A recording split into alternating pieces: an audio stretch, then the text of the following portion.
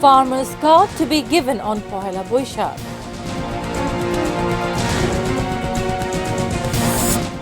Stage all set to welcome Bangla Noboborsho. Government to be compelled to accept referendum mandate. India to reopen medical and business visa next week.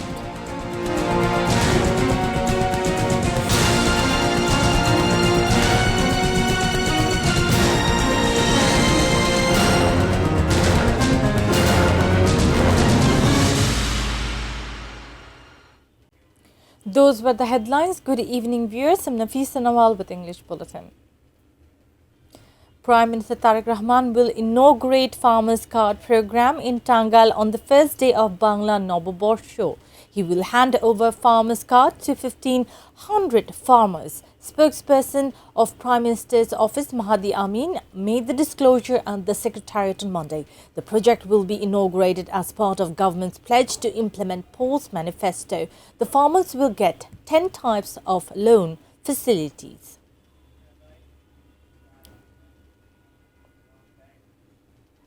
Stage is all set to welcome Bangla Noboborsho, casting away all odds of the past. Students of Institute of Fine Arts are now busy giving final touch to different types of motifs, including red-headed cock, wooden elephant, symbol of peace, pigeon, instruments of folk music and tapa horse of Kishorganj. The traditional colourful procession that has been named this year as Baishakhi Shobhajatra will begin from the gate of Institute of Fine Arts at 9 a.m. and at the same venue, parading through Raju sculpture premises and Doel Chottor. Tight security arrangements have been made centering Baishakhi Shobhajatra.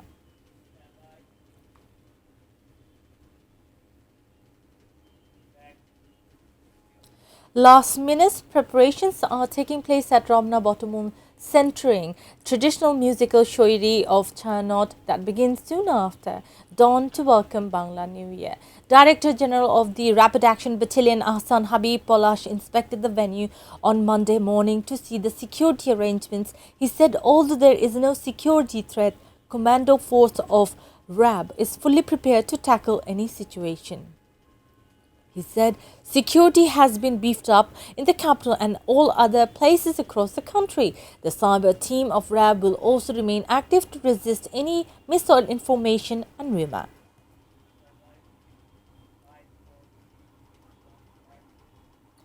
Martyrs of July mass uprising gave their lives not specifically against quota, rather for enforcing a proper system in the country. Government to be compelled to accept mandate of the referendum. Leader of the opposition and Amir of Jamaat Islami, Dr. Shafiqur Rahman, made the remark in his address to a seminar titled Government Against the Mandate of Referendum, Country in the Wake of Crisis at the Institute of Engineers in capital's Kakrail on Monday. He said the government will be compelled to accept the mandate of the referendum. The black shadow of fascism is overcasting the country once again, and banks are being given to looters. The vicious cycle of politics will be destroyed through tough movement. India has agreed to reopen medical visa and business visas for Bangladeshis from next week. Prime Minister's Foreign Affairs Advisor Humayun Kabir made the disclosure after meeting Prime Minister Tariq Rahman at the Secretariat on Monday afternoon. He said some positive talks have taken place about bilateral interests of the two countries. India has been thanked for giving diesel through pipeline. The Foreign Affairs Advisor also said discussion has also taken place to bring back Sheikh Hasina through legal procedure.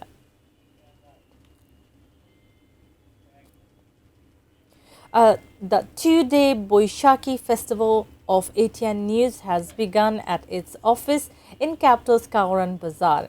The whole ATN News has adorned a festive look centering the event. Traditional food items added new color to the festival.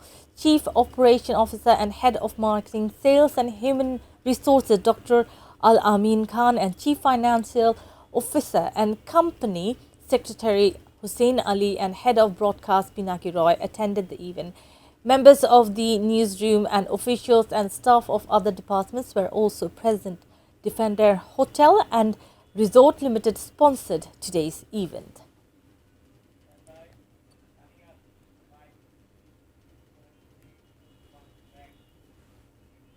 Now a short break. We will be back soon with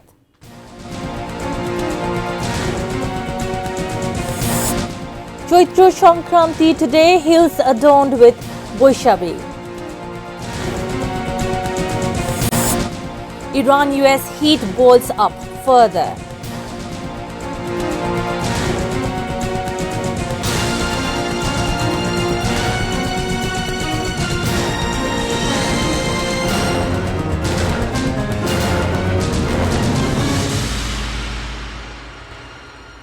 Welcome back. You're watching ATN News. This is English Bulletin.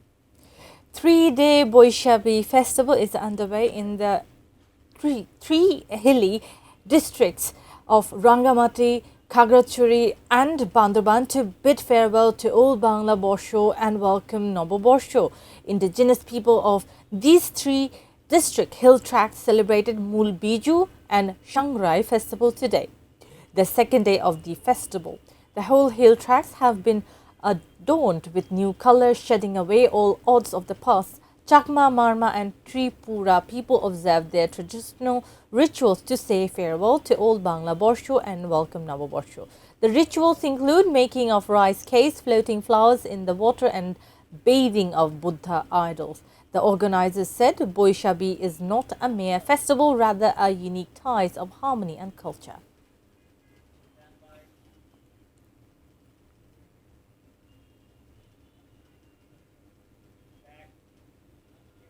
Now news around the world.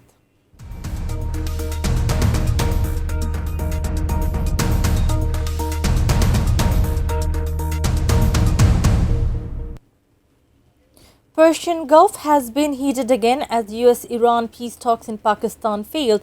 US adamant to stop Iran's nuclear program is now considering block all maritime traffic entering and exiting Iranian ports. In response, Tehran also issued stern warning.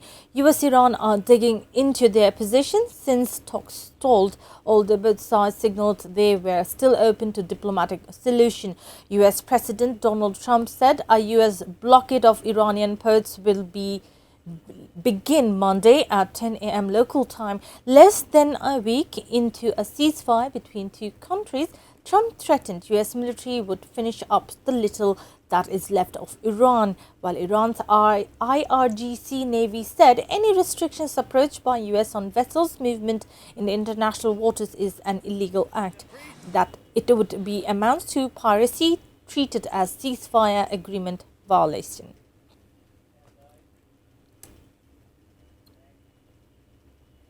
Israel may seek to designate Turkey as a new adversary after Iran. Turkish Foreign Minister Hakan Fidan made the remarks on Monday at the Editor's Desk program hosted by Anadolu in Ankara. Fidan said Iran-US remains sincere about a ceasefire despite no deal in Pakistan-mediated talks. Commenting on Israel's regional posture, he told Israel cannot sustain itself without an enemy. They see a major problem area in Syria, which is a big risk for Turkey. Fidan emphasized the importance of keeping international shipping routes open. He said the entire world wants international transit to remain free and not be obstructed, urged diplomacy to ensure uninterrupted maritime trade through the critical energy choke point Hormuz Strait. Saudi Arabia has introduced new Hajj season regulation ahead of pilgrimage season. Expatriates and residents without valid official permits will be barred from entering Mecca from April 13 under the rules. Saudi authorities announced the strict regulations centered on no Hajj without a permit, rule to manage crowds and ensure pilgrim safety. The public security confirmed that Hajj arrangements and procedures requiring residents to obtain entry permits came into effect April 13. The measures apply to those without a work permit for the holy sites, a Mecca issued residency ID or a Hajj permit. Authorities also set clear deadlines for Umrah pilgrims, requiring them to exit by April 18, while suspending Umrah permits until May 31. Viewers, we will take a short break. Stay with us.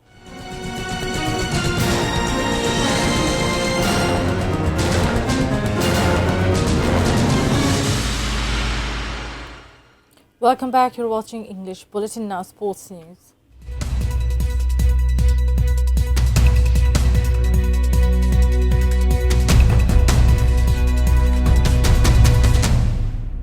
Defending champions Argentina faces several injury concerns ahead of the 2026 FIFA World Cup, with key players ruled out for a short term ahead of upcoming matches. With 1 month, 28 days left before the World Cup, hosted by US, Canada, Mexico, beginning June 11, uncertainty looms over Messi's squad to defend the title. As of April, Argentina's squad faces several injury concerns ahead of upcoming matches, with key players managing fitness issues. Christian Romero, Emiliano Martinez and Lautaro Martinez are suffering injuries, while Lautaro is expected to be sidelined for 2 weeks muscular ankle issues.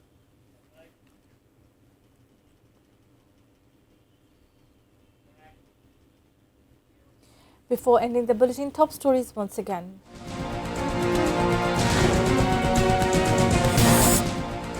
Farmers' cards to be given on Pohela Baishakh. Stage all set to welcome Bangla Noboborsho.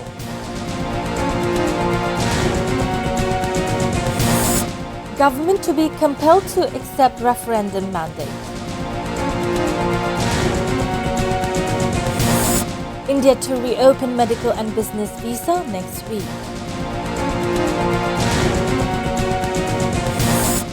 Chaitra Sankranti today, hills adorned with Baishakh. Iran-US heat boils up further.